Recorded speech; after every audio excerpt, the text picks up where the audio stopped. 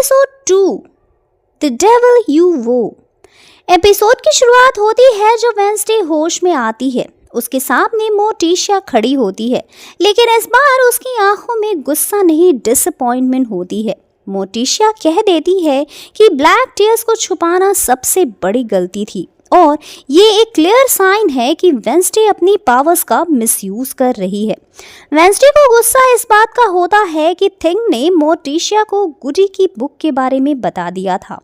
मोर्टिशिया Wednesday से कहती है कि उसे थोड़ा सब्र रखना चाहिए और अपनी नई गाइड का वेट करना चाहिए, लेकिन वेंसडे साफ साफ मना कर देती है। उसका कहना होता है कि उसके पास वक्त नहीं है, खासकर अपनी लास्ट विजन के बाद। मोर्टिशिया समझाने की कोशिश करती है कि पावर्स कोई वेपन नहीं, एक गिफ्ट होती है, लेकिन वेंसडे सुनने को तैयार नहीं होती। स्कूल लौटते वक्त वेंसडे गैल्पिन के घर जाती है और वहाँ एक और शौक उसका इंतजार कर रहा होता है। गैल्पिन वहाँ डेड होता है, बिल्कुल ब्रैडबरी की तरह, क्रोस का शिकार। वेंसडे पुलिस आने से पहले एविडेंस ढूंढने की कोशिश करती है, लेकिन कुछ भी हाथ नहीं लगता और इस बार उसकी साइकिक पावर्स भी काम नहीं करती। पुलिस आ जाती है, जिनकी लीड शेरिफ सैंटियागो कर रहा होता है। वेंसडे को अरेस्ट कर लिया जाता है। स्टेशन पर सैंटियागो उसे क्वेश्चन करता है, खासकर गैल्पिन के मिसिंग फोन को लेकर। वेंसडे चुप रहती है क्योंकि उसे लगता है कि शायद टायलर ने अपने डैड को मारा हो। शेरिफ बताता है कि टायलर अब भी लॉकअप में है। तभी गोमेज एंट्री लेता है वेंसडे का लॉयर बनकर और उसे बेल पर छुड़ा लेता है। वापस जाते वक्त गोमेज वेंसडे से सच जानने की कोशिश करता है। वेंसडे को ये सुनकर बिल्कुल पसंद नहीं आता कि उसके पेरेंट्स अभी भी यहीं रुकने वाले हैं। उसे लगता है कि मोर्टिशिया डर रही है कि कहीं वेंसडे का हाल भी ओफिलिया जैसा ना हो जाए, लेकिन जब वेंसडे ओफिलिया के बारे में पूछती है, गोमेज क्लियरली मना कर देता है कुछ भी बताने से। अगला दिन एक और अजीब रिलेवेशन लाता है। यूजीन को पता चलता है कि पक्सली ने लेजेंड वाले लड़के को वापस जिंदा कर दिया है, उसी मेटल हर्ट वाले मॉन्स्टर को। अभी के लिए पक्सली उसे यूजीन के बी शेड में छुपा कर रखता है और दोनों उसका नाम रखते हैं Slurrp.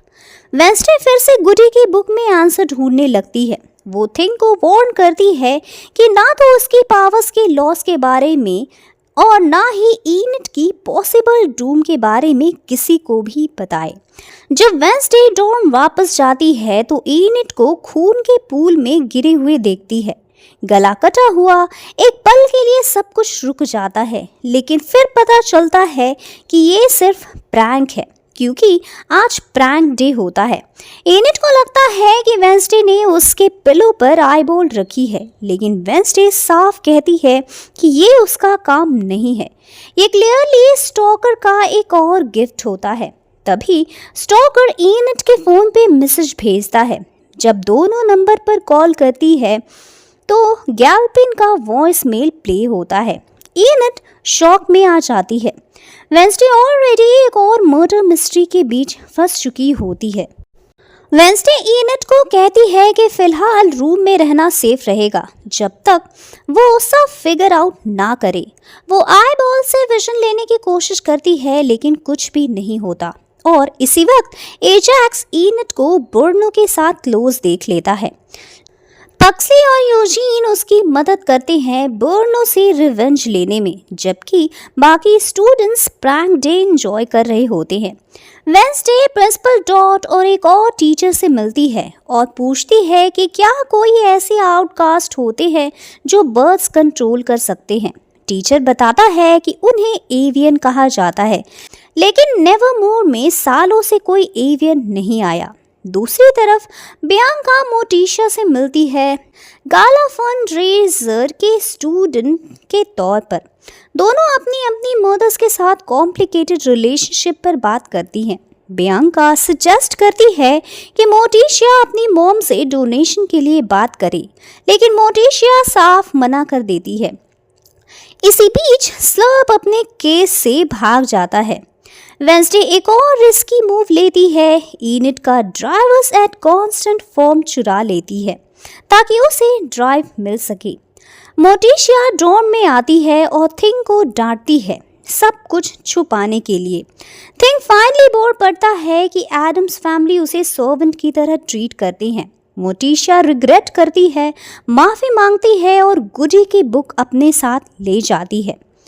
Wednesday driving school teacher को मेंटल ट्रॉमा देके विलो हिल पहुंचाती है, जहां वो डॉक्टर फेयरबर्न टायलर की साइकियाट्रिस्ट से मिलती है। फेयरबर्न पहले से जानती होती है कि वेंसडे जरूर आएगी। टायलर की प्रोग्रेस नहीं हुई होती और थॉर्नेल भी कोऑपरेट नहीं कर रही होती। फेयरबर्न चाहती है कि वेंसडे मदद करे। टायलर के साथ मीटिंग बिल्कुल एक्सपेक्टेड होती है। टायलर कहता है कि वेंसडे ने उसकी डार्कनेस फील की थी और इसी वजह से वो उसकी तरफ अट्रैक्ट हुई। वेंसडे जब गैल्पिन की डेथ का सच बताती है, टायलर हेल्प करने से मना कर देता है और इनिड को मारने की धमकी देता है। ये सुनकर वेंसडे उसे साइकोलॉजिकली तोड़ देती है। टायलर गुस्सा खो देता है और ऑलमोस्ट मॉन्स्टर बन जाता है। स्कूल में यूजीन पक्सली को स्लर्प के एस्केप के बारे में बताता है। इनिड को थिंग के नाम पे एक पैकेज मिलता है और उसे रियलाइज होता है कि एडम्स फैमिली थिंग का बर्थडे भूल चुकी है। वो थिंग को कंफर्ट करती है, लेकिन तभी कोई थिंग को उसके घर में ही लॉक कर देता है और इनिड और बर्नो को किडनैप कर लेता है। इसी वक्त डॉट बियांका को ऑर्डर देता है कि वो अपनी साइरन पावर यूज करके मोटिशिया को कॉल करवाए, लेकिन रिवील होता है कि डॉट पर बियांका की पावर्स काम नहीं करती क्योंकि वो एक रेलिक पहने होता है। शाम को वेंसडे डॉम लौटती है, थिंग को बंधा हुआ पाती है और इनिड गायब होती है।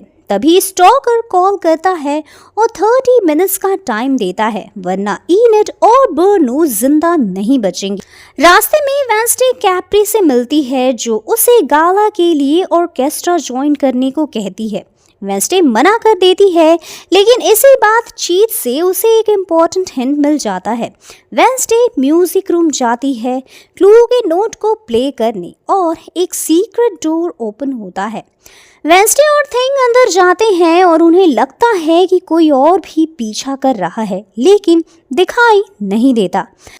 पैसेज उन्हें क्लोज्ड लागो टावर तक ले जाता है, जहां इनिड और बर्नो जंजीरों से बंधे होते हैं और उनके ऊपर चाकू लटक रहे होते हैं। इनिड और बर्नो खुद को छुड़ाने की कोशिश करते हैं। इनिड जानती है कि ये सब वेंसडे की वजह से हो रहा है, लेकिन वो उसे ब्लेम नहीं करती। आखिर पल पल वेंसडे पजल सॉल्व करती है और दोनों को बचा लेती है। तब रिवील होता है कि स्टॉकर एग्नेस है, वेंसडे की एक फैन जिसके पास इनविजिबिलिटी पावर है। वो सिर्फ वेंसडे का अटेंशन चाहती थी। इनिड बिल्कुल इम्प्रेस नहीं होती। बाद में बियांका मोटिशिया पे अपनी पावर्स यूज करती है और मोटिशिया फाइनली अपनी मॉम को कॉल कर लेती है। वेंसडे थिंग से माफ़ी मांगती है, उसे बर्थडे गिफ्ट देती है और गुस्सा होती है जब उसे पता चलता है कि मोटिशिया गुडी की बुक ले गई है। विंडो के बाहर एक क्रो वेंसडे पे नजर रख रहा होता है। एपिसोड का एंड होता है एक ब्रूटल सीन पर।